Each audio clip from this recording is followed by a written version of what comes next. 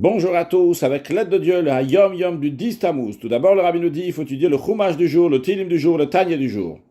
Puis, le Rabbi nous ramène l'extrait d'une lettre du Rabbi précédent, dans lequel il écrit à un chassid que l'Admour Azaken, dans les premières années, juste après qu'il est devenu Rabbi, il a donné l'explication suivante sur le verset « Dieu guide les pas de l'homme ». Un verset dans Tehilim, « Mais Hashem mitzad egever konanu ». Il a expliqué lorsqu'un juif, il arrive dans un endroit, la raison, elle est parce qu'il y a l'intention de Dieu que le juif va faire une mitzvah, un commandement de Dieu dans cet endroit. Que ce soit une mitzvah entre l'homme et Dieu, ou que ce soit une mitzvah qui est entre les hommes. Et il y a une particularité en ce qui concerne le juif. Le juif, c'est un shliach de Dieu, c'est un émissaire de Dieu, c'est un délégué de Dieu.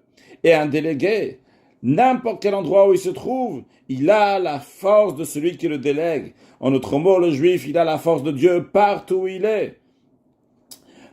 Et la supériorité d'un juif par rapport à un ange, vu que finalement un ange aussi, malach, qui veut dire un ange, c'est un shliach, c'est aussi un délégué. Mais il y a quelque chose de particulier chez le juif. Chez le juif, il est un délégué, il réfléchit à faire ce que Dieu, la mission que Dieu lui a donnée, basée sur ce que la Torah elle dit. Les anges y font, parce que comme ça, ils ont été créés, c'est naturel qu'ils font la volonté de Dieu.